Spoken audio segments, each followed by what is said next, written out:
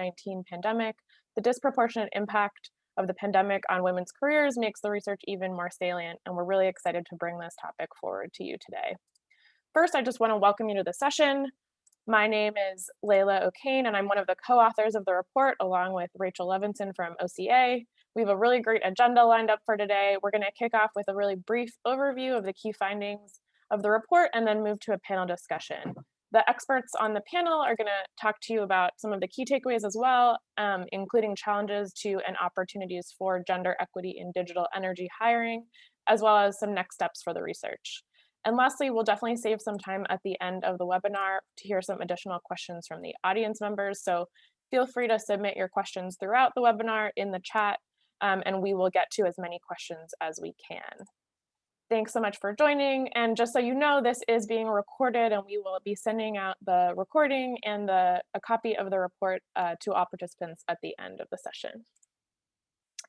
So I'm just going to dive in quickly here and talk about the research that we did, sort of the scope, some of the key findings and takeaways. So we set out to study gender inclusion in digital jobs in the energy sector and to create a playbook for companies to help increase gender inclusion.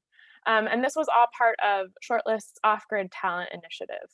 So some of the methods that we used in this research include a desk review of global best practices and some data analysis of local data, including data on graduates from universities in Kenya. We did a bunch of interviews and surveys with some young professionals in digital jobs in the energy sector. We interviewed 9 business and HR leaders in high growth energy SMEs in East Africa. And then we also did some data analysis of Shortlist's recruitment data and some A/B testing on the Shortlist platform for key roles to test some things out and see how we could increase gender inclusion in the pipeline. Some of our primary key findings were that actually energy SMEs in Africa are more diverse than energy companies worldwide, but there's a huge growth going on in the sector, and there's still a disproportionate number of men employed in the sector relative to women. And so there's an imperative right now to take action and make sure that some of the inequity that is currently the case does not become ingrained as the sector grows. We also learned that advanced digital skills are becoming even more critical to business success, but some companies are struggling to attract top talent, and especially top female talent, due to the perception that there are minimal growth opportunities in the energy sector. Similarly, advanced digital skills remain in relatively short supply, especially among women. And so there are some technical training solutions that have been created for this, but it's still a problem. And so we have come up with a set of solutions that we think can help achieve gender equity in this space. That includes, measuring the current status of your company, seeing what is our current rate of employment of women versus men, and then setting some targets and tracking results towards those targets. It's also really important to get buy-in from senior leadership. So we learned that, without that buy-in, these types of programs often kind of fall off the radar and people just don't really have the bandwidth to do them. We are going to suggest here some ways to revamp the hiring process as well to attract top talent in the first place and make sure that there's no bias kind of creeping in into that process. And then we also suggest that companies, when possible, offer location and time-based flexibility as a benefit and a retention strategy. That's something that women in particular value, and it works really well if it's possible for your company. The last recommendation we have is to sponsor and intentionally develop top female talent. So make sure your managers and your executive team is invested in that and are working as part of their jobs to make sure that top female talent can sort of move through the company at the rate that they should. That's our summary. I'm going to go ahead and, panelists, you can turn on your video, and I'm going to go ahead and introduce you all. So we have a really great set of panelists joining us today. So with us here, we have Maggie, who's a partner for executive search at Shortlist. We have Liz, who's the director of human resources at MCOPA. Stephen Hunt is a senior energy innovation advisor for FCDO. We have Dorothy, who's the head of communications and public affairs Africa for Google, and Isis, who's the founder of Women Work. Thanks all so much for joining us. If you could all go ahead and put on your video. I see Liz, Isis, and Stephen just waiting on Maggie and Dorothy here.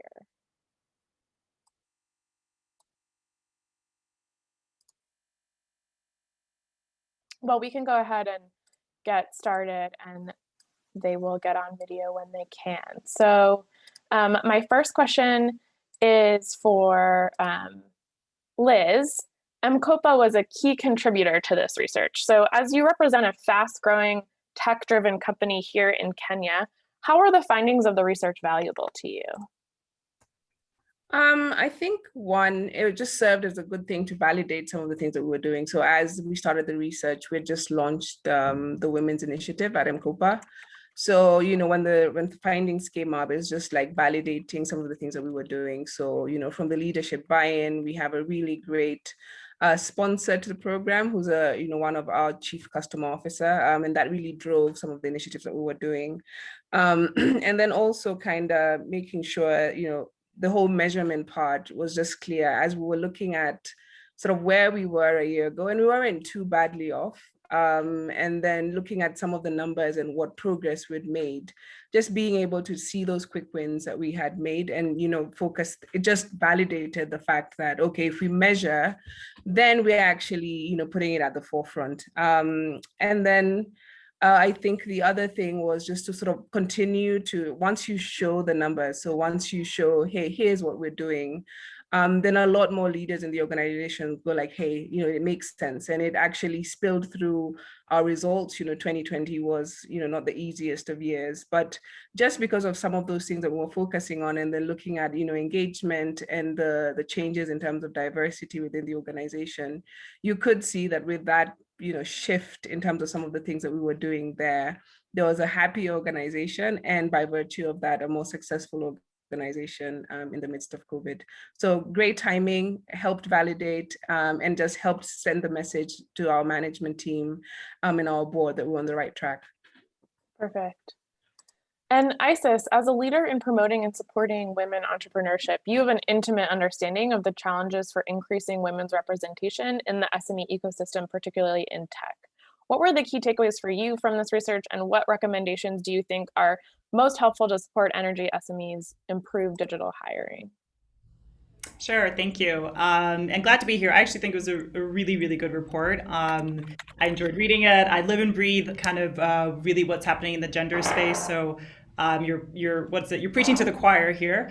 But Women Work, just to maybe explain what Women Work is, so others may know, it's a digital network of both women entrepreneurs and career women that is very active, and some kind of engaging with women who might be in some of the roles at energy companies or running SMEs. And for me, kind of what stood out, a lot of the, I think everything I kind of was very aligned to in terms of what I was reading. I think that appreciated kind of this thoughtful focus. It was very in depth. It kind of looked at a lot of areas around the issues. Went deep into the issues, and it wasn't just there's more things around like things that structurally or companies need to think about. And I think there's not often enough thought about that. I think often there's things that women need to do this more or this less to kind of fit better into organizations and industries, whereas I think this had a much more balanced approach. I do agree on the measuring piece to really understand where an organization stands today, understanding also some thoughts on what maybe other gaps, but I can hold off on that. But I think I liked really also the focus on looking at in terms of the processes in hiring, and probably also going into retention that organizations have. Like a kind of audit of like, how do we actually hire? Like, where do we recruit from? What's the language we use? I like the case study that was given of Shortlist putting in for testing out different language in job applications and seeing significant increase in women applying for the same job given a change in language, but then not seeing a decrease in men applying. I thought that was a fantastic example. And also touching around issues around flexibility, which of course COVID has made our world very different, but those are things that women really struggle to get enough flexibility, and often a reason a lot of people leave the workforce. So I'm glad that there were those are some of the takeaways I think really stood out for me. Yeah. Perfect.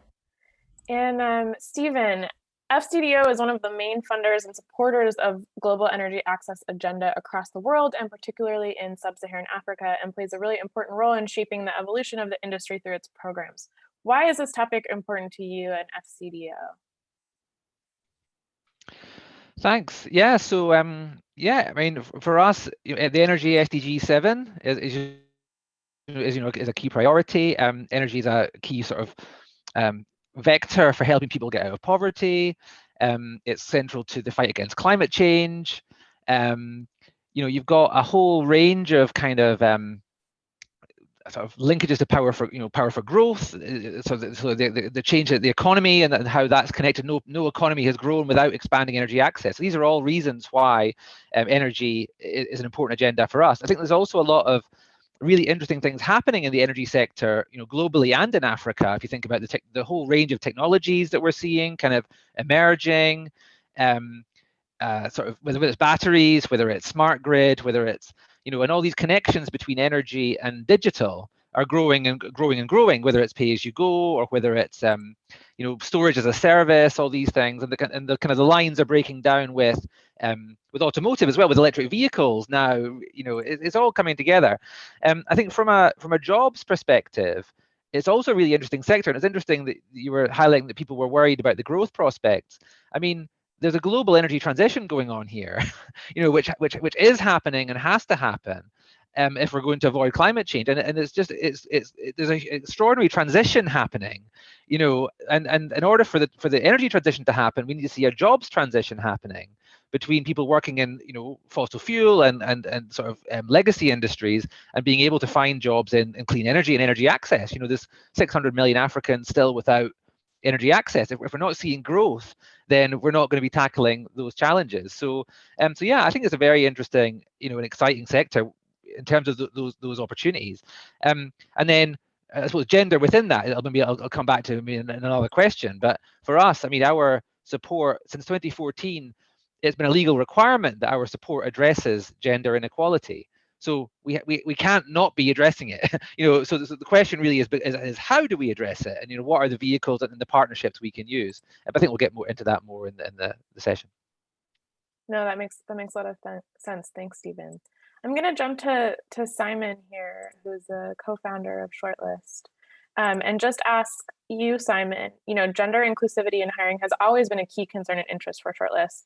Can you tell us more about the evolution of this research and the scope of work with Open Capital here for East Africa? Why did Shortlist decide to engage in this research? Yeah, thanks, Leila, and hi everybody, welcome. We're trying to get, it wouldn't be a Zoom call without at least one technical bug, and I think we're just trying to get Maggie online here, so she should join us. I'm just standing in briefly for her. And just as context, Shortlist helps a range of employers across emerging markets to find great talent. Everything from mass recruitment drives to executive appointments. We've worked with over 700 employers to date. We've screened over 1 million candidates, and we're constantly being asked by clients how to improve their gender diversity. So it's a really important topic for us. And we wanted to find practical and ideally low cost or no cost ways that growing employers could improve the gender diversity in their hiring process. We've been doing research on this topic for years now, but we wanted to focus and evolve our research to include Kenya and digital functions in particular, just because the gender imbalance, as you all know, is so much greater in those digital functions, and energy is becoming such an important sector across the region. So such a huge problem that needs addressing. So that's the main context here. Thanks. Great. Thanks all. Well, I think the next sort of set of questions are around some challenges and some opportunities for gender equity in digital energy hiring. So I'm going to start again with Liz in the hot seat. So MCOPA is an award-winning company recognized for its work in gender inclusion. What has been one of your greatest success in terms of gender equity initiatives at MCOPA, and how did you make it happen? And what recommendations could you provide to other energy sector partners? Well, I think one of the biggest achievements, and again, I'll say this, somehow as MCOPA, we already had a few wins from a gender diversity perspective. So the 50-50 split in terms of men versus women in the workforce. But, as you go a little bit higher in the organization, you see that number, dwindle. rather just get cut off at its feet. But the first thing I want to celebrate is like we got 2X certified, and adding to what Stephen Hunt said. So basically, a lot of DFIs are being asked to channel this funding towards initiatives that support women, and so you had to provide sort of a detailed breakdown of where we were, and we met most of those criteria. But what it also helped us do is become acutely aware of other things that we needed to do in the organization. So, the launch of our women's initiative, which is now focused. So when you talk about sponsorship and making, that very big step to be dedicated to growing women, and just seeing over the last couple of years. So this started last year. And I just, we were doing our reporting on this, and I actually learned that we now have just below our senior management, so our sort of middle management, we have 134 supervisors, and 48% of those are women. And it's just that dedication. So taking women who are hypo and high performers, through giving them mentors and sponsors within the organization, explaining what's expected of those mentors and sponsors.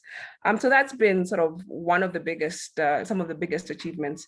If I was to give advice to organizations, I think one, the number one I'd put out there is leadership buy-in. So you don't want to do this just for purposes of doing it, and people will catch on. The people in your organization and your staff will catch on that so and so got promoted into this role because she's a woman, and that's the last thing you want. So it's about how do you actually get leadership to say, we want a diverse organization because this is the benefit that we're going to get to it.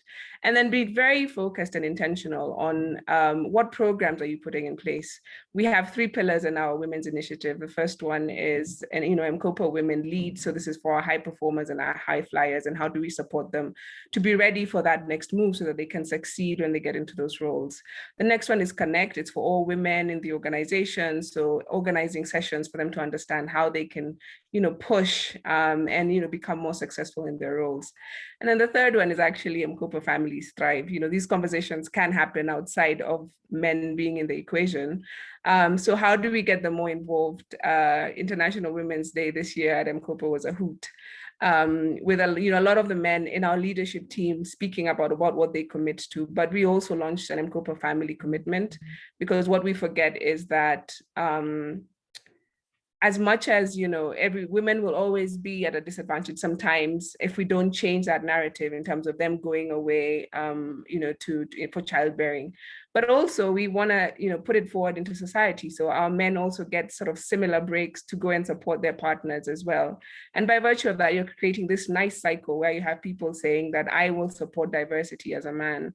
And gender inclusion because I see the benefit that it has in my household, with my family, and so on and so forth. But yeah, that's a high level of what I would advise. Get your leadership to buy into it, and then commit, do it. Let people see it. Let the organization feel that, yes, we're genuinely committed to seeing this through. It's not just the numbers we want to look at. We actually want to see it make a difference. Thanks so much. That makes a lot of sense. One quick follow-up for you there is, looking forward, can you tell us how MCOPA digital talent needs are evolving, and what do you think some of the main challenges for gender equity in digital hiring will be in the future?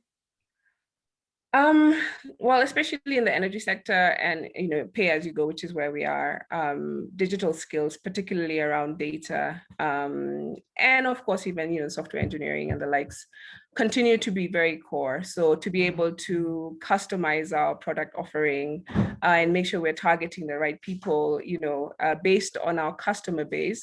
You don't necessarily have a credit model that you can just pick on. Your banks can look at your credit history, just looking at CRB, but most of our customers are unbanked. So we need people who can look at the data from a different perspective. And this will continue to grow more as we diversify our product portfolio, as we look at our customer lifetime value and what we want to offer to them. So I can't be late, so apologies. It's about to get noisy because everyone in my household just decided they want to walk in. But it's just going to get a lot more demanding. And we don't have, if I look at the East African market, we don't actually have a lot of that talent. And the report was very clear. Yes, people say I have it, but is it what we need? Half of the time it's not. So encouraging, I think it will be more around applying that location and time-based flexibility. So as much as we're saying we are East African companies and we want to have East African staff, to be able to scale and grow, you might need to look for staff outside of that circle that you're looking at. So we are hiring in Poland, we are hiring in France, and it's because there's that flexibility. And we could have lost one of those amazing women if we don't tell them, hey, look, you can relocate to France. We don't have a problem with that. We're just interested in the value that you're going to bring to the organization. So that time-based flexibility is going to be so important at the end of the day. And then also just being, so a lot of the times we want to protect, our talent in this cocoon. And we saw that very early when we thought about data. And we worked very closely with Simon and the Shortlist team about creating a data academy, because we felt we can't hold on to all these people. They need to find ways that they can grow. What about creating a pipeline, not just for ourselves, but to just give that talent back into the pipeline outside of the organization? So you benefit from someone who's gotten the training on the job, who's good at what they do. And if we continue doing that, then there'll be a lot more talent with the right skill set, understanding each business and being able to, and then you just grow that as you go on. So finding a way to invest in growing, that entry level, middle level talent, give them some practical exercises. And, I've created a pipeline for my organization, but slowly I hope to create a pipeline for so many other organizations, so that this is going to be very, big. And we just don't have the talent at the moment. Thanks, Liz. Dorothy, welcome. It's great to have you. I'm glad we got your technical difficulties sorted. I'm going to ping the next question to you. So, how do you see the digital sector evolving in East Africa in the near future? And what opportunity does this present for gender equity initiatives? Right. Thank you. It's good to be here. It was really a bit frustrating trying to get in, but I've been following. So I really like what Liz from MCOPA was saying, and looking at what they're doing, because I think that sets an example for so many of the local companies. So if I look at where we are going, and I look at the case for diversity, I think what's important, and it's good that this discussion has already started, because I think that people don't talk about it in terms of what is the business case for diversity and how does that look like? Why should we have diversity? And I think that if I look at what we do as a global company, and then look at how that cascades, locally, is the future is, especially with COVID-19 and all these, I think that I'm seeing, or at least what we see, is many women are really, taking the space in this digital economy. We've seen that in the tools that we have launched across Africa, and seen that women are the ones who have, the uptake in terms of being seen and taking their place and using the tools to advance their business. So I think that what is important is actually making the business, not just the buy-in, but I think you talk about it in your report. What is the business case of diversity? And we know that when you have a diverse group, as Lisa said, that the company thrives. You have different ideas and it grows. And it's not just in terms of just gender, but diversity in all ways when we look at it, be it regional representation, country representation, people who don't look the same, but just having a case for diversity and what it does for the company. And so I think that there's lots of work in not just having the buy-in, because you alluded to that in the report, that a lot of times people say, yeah, we are working on it, but how do we hold companies accountable to that? Like you said, you buy in, but in 1 year, can we show the numbers? Can you be able to prove that you have really made growth, you've made headway in terms of where diversity is? I think we need to hold companies more accountable and not just saying, we've bought in, we are doing this. And so the MCOPA example is really a good example of showing how they have put, their mouth where, whatever they're saying, they're supporting it. That makes a lot of sense. And just a follow-up, what are some examples of gender inclusion initiatives that you've seen that have failed, and why did they fail? And kind of in contrast, what are some that have succeeded? Right. Let me start with what I've seen succeed at Google, and I think MCOP also alluded to that. We've got many groups. We've got Women at Google, which are groups in country that help women have a platform where they share their challenges, where they get mentors, where they get sponsors, where they share, what is the obstacle they're having, what are the barriers, and how can the company then support them.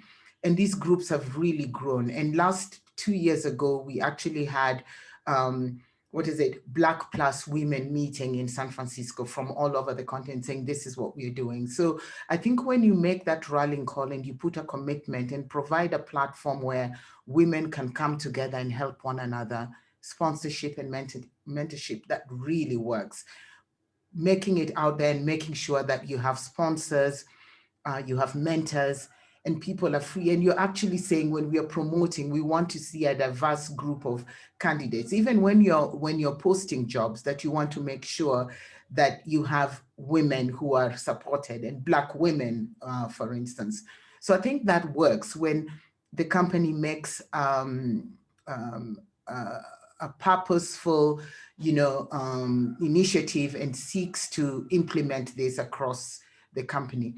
I think where the challenge is, and I see that, is if at the end of that you're not making track, you're not saying, how do we look at this? So at Google, we have this diversity annual report, and every year the company shares how many Black women have been hired, how many Black women in tech have been hired. And Googlers can question, are these numbers, is this how it looks like? So I think that it's important for the company to hold itself accountable and every year report to the employees that this is where we are. This is how we've made progress. This is how we are creating this pool and creating a network that supports them. I think where it doesn't work is if the company just says, we are doing this, but there's no accountability because you've said it and you've reported it and there are articles about it, but no one can hold you accountable. That's why it doesn't work. And no one ever looks back and questions. I think giving employees the power to question and say, are these numbers as they are reflected? Are we seeing women at the top? If we look at the leadership, can we say that we have got 25% or 30% or 50% of women in leadership? And what is the company doing to make sure that we increase the number of women in leadership? And so we have seen, from how many directors there are, women directors, to the increase per year. And I think we need to hold companies accountable. It's not just saying, but it's saying we want to look at the numbers, same time, and say, has there been a change this year? That's when these programs can become very successful, when we hold companies and leaders accountable. Thanks. Yeah, I think we're hearing a theme about sort of senior management, not only buy-in, but accountability here, which is really important for this topic. I'm going to pivot a little bit and to ISIS. COVID forced companies to rethink how hours and work location are structured for their teams. I know we've all experienced this personally, I'm sure. To what extent should SMEs build on this new flexibility to improve women talent retention? Yeah, thank you for that. COVID really has kind of presented new norms where I think that we're also at an interesting point where it kind of depends on what the SME's kind of core business is and how many jobs can be done remotely or partially remotely. So of course there's those considerations, but assuming that there are some, I do think that it's worthwhile for companies to look at continuing to build kind of this flexibility is kind of forced on us, but actually building policies for the longer term around that, because but also taking into consideration what the staff within their teams are really looking for, because you'll find that some women are very overwhelmed with the education management piece of COVID life, that's come back and forth. And so some people are like, I've been home for too long. I actually really do want to get back into an office or part of the time. So just kind of be mindful of what really taking the pulse within your own organization. As an SME, you're going to be fairly small anyway. But I think something to also think about is that very junior people just kind of starting out in their career, who may not have had kind of substantial time working in what we used to have as a normal work life. Working remotely also puts them at a disadvantage from just, I think, some of the learning and mentorship and things that just that would happen in a very organic way in person. And so also thinking about what is the person's role, how much I wouldn't have just kind of like a blanket perhaps approach and really take it from like, what are people feeding back to us, and also what type of role does somebody have, and even if it may be appealing to them to not come in physically, are they going to be missing out potentially on some learning opportunities that perhaps you're a little bit later in your career, you've already kind of established a lot and built a lot of relationships and other kind of institutional knowledge that can just be shared on. And I think the last thing is certainly from a cost, either savings or transfer. So depending on whether organizations are, increased communication costs, so people are, being able to have good connectivity at home, does that offset the cost of the footprint at the office? So thinking about those things as well, because they all kind of tie in. But I do think the flexibility is certainly an expectation, and it'd be hard to kind of, I think, pull back and say you're going to kind of fully back in, back in. And one last thing I would say, this is maybe less for SMEs and large organizations, is I think there's also a kind of feeling that women will probably be able to take on more senior roles that they may not have kind of opted out of given all the travel pressures around that. So you often, and that actually opens up, kind of removing a lot of the travel requirements for roles, especially senior ones, will probably open up more women to into senior positions at larger companies. So. Thanks, Isis. Yeah, I think it's really important to remember that this isn't a one-size-fits-all approach, and that people at different stages of their careers have different goals, and just having those conversations is really important to make sure you're doing right by your employees. Yeah. Next one to you, Maggie. So how does Shortlist incorporate gender inclusion in its current recruitment efforts? Thank you so much. So some of the things that we do, and we tend to approach each and every recruitment with each and every client with a lot of intention and thought. One of the things that we pride ourselves in is that we don't just focus on the CV, we go beyond the CV so that we can get multiple data points that can help us evaluate candidates objectively. A lot of the time when you look at a CV and you see the gender of a candidate, automatically your biases check in. So we try to use additional methodologies to ensure that everybody is being given a fair shot. Something else that we make sure to do is that our internal interview panels are very diverse, because people tend to hire in their own image typically. And we also encourage our clients to have a diverse panel that interviews the final round of candidates that we do present. Something else that I think Isis touched on is the job description. And we found that when we write our job descriptions with intentionality and with an aim to make sure that we do get female applicants, I'll just give a quick example here where we inserted the phrase that for one of our clients, that 60% of the workforce is female. And just with that one line, we saw a 40% increase in female applications. And again, to Isis's point, with no significant decrease in male applications. And by drilling this point home, why am I drilling this point home and saying, okay, neutrality in the hiring process, almost eliminate the gender when the person is making the application and don't factor that into your decision-making process. When we did that with our off-the-grid talent initiative project for FCDO, where we placed about 300 young professionals into organizations, when we approached that with the intentionality that I'm talking about, we saw 50% of the placements within the energy sector, which is typically a male-dominated sector, 50% of the placements were female. And if you look at the industry average, it's at about 32%. So it works. Something else that we do is we try to educate and oftentimes re-educate our clients. Last year, we ran a couple of programs with KPMG, with Coca-Cola, etc., on how to eliminate or reduce, rather. It's very difficult to eliminate, but reduce biases in the hiring process. It sounds like an obvious topic, but at the end of that training, we saw a lot of people coming out with a lot of aha moments. The old adage that says men are hired for potential while women are hired for a proven track record has proven to be true. So we try to make sure that even as we present candidates to clients, they are aware of their inherent biases and they're able to approach the interviewing process with a lot more intentionality around that. And then also just to I think it was Liz's point around women in leadership. Now, representation is well and good, and you'll go to a company and they'll say we've got 55% representation in terms of female workforce. But where do those women sit?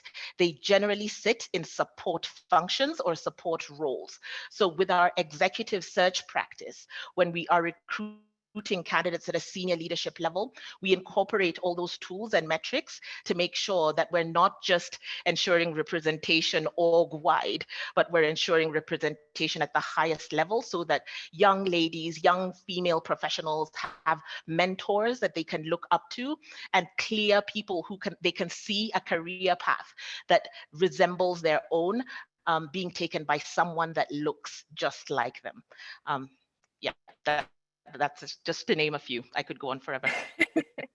I understand that the tendency. There's so many important ways to kind of work at this from the hiring angle. Thanks so much for outlining those for us. So I'm going to move into sort of the last section of our discussion here and think about next steps and kind of what happens now. So to Dorothy here, what are key questions related to this topic that you would like to see answered, and what upcoming initiatives does Google have to kind of promote this?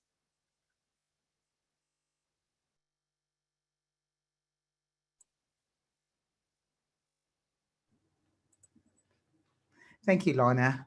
One of the things I think when I read your report that I thought was really critical was, and I wrote the question somewhere because I thought that was really where you talked about, 60% of recruiters say they would prefer to hire a man versus a woman. And I looked at the statistics and I thought, wow, we really need to educate. And so to the question Maggie was talking about having unconscious bias. So what we do at Google, we've got an unconscious bias training. And people sometimes say, but I'm not biased, but we have these unconscious biases. And I think having these trainings over and over again to make sure that those who are doing interviews are able to pick on the biases, be it gender, because, as Maggie said, people are looking for people who are like them, or people who speak like them, or people who are from their region, it doesn't matter, but not people who look like them. So that's one of the things that I think is really important. And then when you have a JD, again, as Maggie said, we make sure now when we're having a JD going out, we are making sure that the diversity, whatever it is we want to, whether it's gender diversity or regional diversity, that is framed in the JD so that it opens up the doors. And I think that being intentional in the JDs is really important. And I like the example Maggie gave of Shortlist, that just by saying 60% of the workforce, that changed. And I'm thinking, oh, we need to use that as well. But how do we become intentional right from the time we are framing the JD that we are going to go out there? And then continuous training of managers. And we found out as well that when we are asking internally for people to recommend people, people also still recommend people from their pool. And so the men will get the men because that's where they go and they have the meetings. But how do you have this where you're having a wider pool that's very different from what you do? And so one of those is actually just working with various women initiatives and then picking out candidates, then thinking, oh, this is a really great person we'd like to try. So almost not having the normal pools where you are almost interacting with the same people all the time, and people who look like you and people who attend meetings that you do, but almost thinking, let's go in a different place and be able to hire people and be able to bring them to the table and see how that works. And we've seen that that has really worked. So moving out from the usual pool of people, and probably also working with companies like Shortlist to be able to just make the pool wider and enlarge the horizon in which we're looking for candidates. Thanks. And Stephen, what would you say are key areas needed for further research and action to drive the gender equity agenda forward? Yeah, thanks. I think I was just reflecting on some of the points already raised, but I think what's for a while people have been saying this is important, it needs to happen, and I think that there's been improvement on then data collection has got better. I think that disaggregated data has started being more normal. But I think for quite a few of the partners that I work with, sometimes they're still seeing gender equity as a bit of an add-on or a bit of a kind of thing, a requirement that they're not sure if they can deliver. And I think that some really important work, I think, as Dorothy was mentioning, and as we are doing with Value for Women, for example, on the business case for gender equity, you know, that helping build up the recognition, this is actually good for business. This is not some kind of imposition that isn't good, that is going to hold you back. This is actually better, is one part of it. And then the second part, I think, is this question of the how. It's okay to have the intention, it's okay to have the accountability, but how are you doing it? You know, and what are the when you actually encounter societal kind of biases or structural, you know, issues to do with skill base in a country, like what do you do in those contexts and still find ways around it? And I think that's what you know, I'm really glad about how the Off-Grid Talent Initiative has gone about this. I mean, and that was in from the ground up. I mean, the terms of reference for that initiative was written with gender targets in it. It was very clear that that was going to be about, you know, it was going to have gender equity at its core. And then Shortlist, rather than kind of seeing that as a problem, they're like, great, this is what we want to do anyway, and here's how we're going to do it. And so I'm really glad that what they're sharing in this report then is hopefully going to help others in that. I think that it's a constant process. You know, I think it's going to vary by organization, but it's having these tools, having these good examples out there, I think is really important. And I think it's also, I realize that the focus for this conversation is clearly the gender equity, but I think that not too far over the horizon, there's also issues to do with other forms of inclusion, you know, disability, or enabling people with disabilities to take more part in the workforce, or you know, caste, these kind of issues as well. So I think it's, yeah, I see it as part of a process, which I hopefully, you know, we are getting better at, and our partners are getting better at, and that then hopefully has some kind of impact on the society and on the kind of so economies we're working in. Thanks, Stephen. Similar question to Isis. What questions remain unanswered for you from this research, and where do you think the conversation needs to move to fully address issues of gender inclusion in digital and energy hiring? Sure. Yeah, a couple things that I'd been thinking about as I reflected on the report. I think with the data and metrics and measuring, it is great and needed. I think sometimes but it's also important to understand the why behind the what. And so looking at, because I definitely will see things where it's like, oh yeah, we're at 50% women, and they're like, woohoo, and then it's like, well, great, but I mean, the point was brought up earlier is like, well, where is it across different levels, right, in the organization, and then if you do see some disparity, like understanding the why for your organization in that front, and I think that also some of the things that questions I had as I looked at the report, I know there was interesting breakdown of the different types of digital jobs, and the kind of the types of skills that are needed more. I mean, well, I guess the different types of skills, whether like really analytical and technical to like less technical, and to be very interesting as organizations kind of maybe use that framework to see, okay, within kind of the digital skills, where are women and men like within that skill set, right? And the types of skill sets we're looking for to see if there's any disparities there. I also, in terms of where we go from here, I think the point is brought up by MCOPA, also by Google that this idea of like the women's groups within organizations. And so I think that's an area to kind of better understand over time, like the impact those have within for women advancing in their careers and running a group that's like outside organizations. So larger groups, you see women going to external groups for support as well, but also getting support internally. And I think the both internal and external serve different purposes and enhance people's kind of thoughts about their own career. So this is more on the side of the things that women can do to address some of the perhaps the challenges they have and celebrate kind of the triumphs that they have as well. So those are a couple of things that'd be interesting to see going from here. I think the last thing I would say is that I think a lot of what people talk about getting the senior management buy-in and really ensuring this isn't a side project by maybe just somebody who manages diversity, for example. But I think the thing to look more closely at will be how are you successful in getting senior management buy-in? I think it goes a little bit to what Stephen was saying as well, where there's a lot of people who just don't really understand, don't really have the business case for themselves, right? They might see it from global reports, but this is another thing I need to do, right? Upon all these other things that I need to do to run my business, how do you move people along that conversation? And I think that would be very interesting for companies that have been successful in doing that and sharing that cross industry, cross organization of what's really been effective to get the true buy-in. Because I think it does take time. Yeah. Yeah, definitely. So last question for our panel before we open it up to audience Q&A. This one's for Maggie. How do you plan to expand your research into hiring for equity, and what are the key angles you're planning to explore further? Thanks, Leila, and a great question. We have one angle that we are very excited about and cannot wait to explore, which is the salary benchmarking angle. I used to be a recruiter in the UK, and I remember 99% of my JDs went out with a job title and salary range. It was typical. There was nothing unusual about that.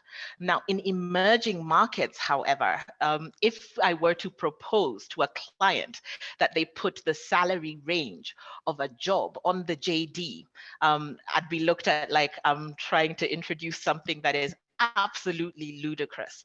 So there is still a lot of secrets around what people are being paid. Your salary is primarily, if not wholly, dependent on how well you're able to negotiate. And in most instances, to be frank, women are a little bit more disadvantaged here. So what we would like to do is create some transparency around what people are earning, what are the gender disparities between men and women, how can we pull back the curtain on what people are being paid, particularly when it comes to gender inequities. Thanks, Maggie. Yeah, that's really important. We do see a lot of research showing that women choose not to negotiate as frequently as their male counterparts. So I think that's a really great angle to go next. Thank you so much to our panelists. We have some great questions from the audience for you. The first one to kick off is, you mentioned that you are engaging with universities in this study. What is being done even at educational institutions to address these gender diversity skills gaps and get that talent in our workplaces? So I'm going to take that very quickly and just say a couple of things. One is universities are also employers. So it's important to remember that a university can also recruit and hire in a gender inclusive way and can think about gender inclusion in the types of professors that they choose to hire and the ways in which they kind of delegate class responsibilities. And the second thing I'll say is, there has been a lot of, I think, there's a lot of talk about women in STEM, women in tech. I think that universities have tried really hard to make sure that their programs are inclusive, but until women start seeing those role models and those people who they feel like they can go to and are doing what they want to be doing, I think it's going to be hard for universities to kind of convince the same amount of women to start a career in a digital field. And so I think that needs to start with employers to some extent and get those role models there so that girls and women want to major in those fields. The next audience question, this one is for Isis. How do you maintain a safe space for Black women who are dealing with racism and misogyny? I don't know who has the right answer to that, but I think, but what I think is interesting is that it is, well, in our dynamics in Kenya, I think misogyny is probably more in everyday experiences. And I think that, honestly, I think that companies need to develop policies that actually work, or that are actually known and work within work environments, because I think a lot of things that take place is because there aren't repercussions for certain behavior. So I think policy piece is quite important. I know that sexual harassment is probably one of the biggest issues professional women face in terms from a gender perspective.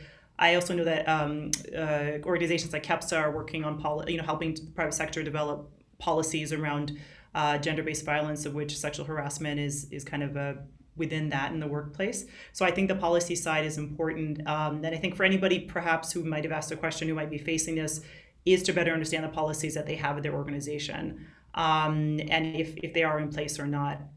I think a lot of the racial bias question is obviously a very big issue globally. The dynamics are different by market, historical dynamics, as well as the context. But I think there's a very high consciousness about this, even in countries that are predominantly Black and are now having more global conversation on it. So I don't have a good answer to that in terms of creating safe spaces, apart from saying that I do think group support does help quite a bit.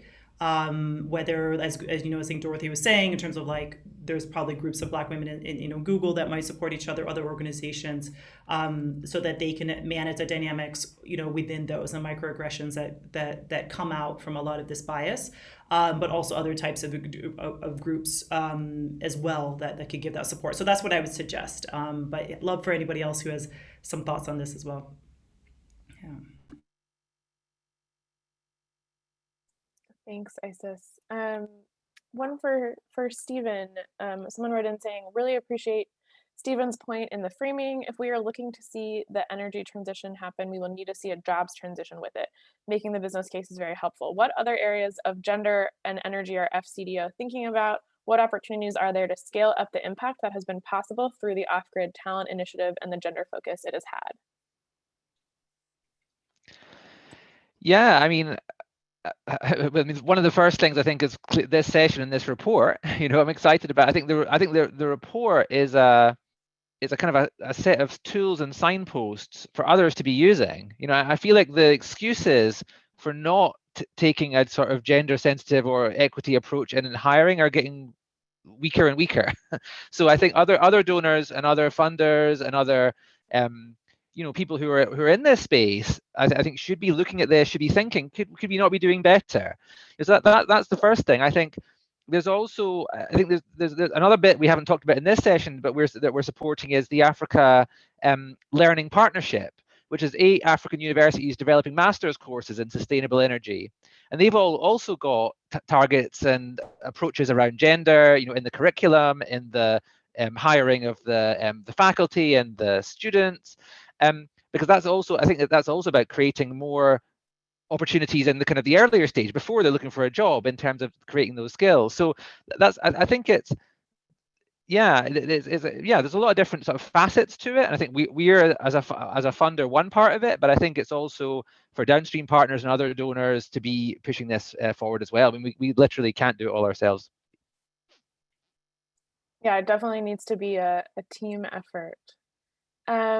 To Maggie, someone writes in saying, referrals are one of the fastest ways to fill roles and can also be a very strong tool for bias, hiring from groups that share similarities and commonalities. Are any tips to use referrals to promote diversity? Great question, and one that I think is still being pondered, but just top of my mind, I think It's important to educate the workforce. And again, to Dorothy's point around the business case for diversity, and objectively educating people and letting them know that diverse teams do better. So when you're referring people in your own image and likeness, you're actually not doing your team any favors. That's one, the education piece. The second one is a little bit more fun and playful. And I can't remember which organization I saw this in, where male employees were encouraged to refer female candidates and vice versa, because we're not trying to lock men out of the workforce. We're just trying to give the women an equal shake or a fair shake in the workplace. So I think trying to encourage people to make referrals that are intentionally different from them, even if the starting point is just based on gender and the other points can follow, and also just educating your workforce and creating the clear business case for diversity, so that people understand that if I get a team of clones, we might work faster, but we won't work better.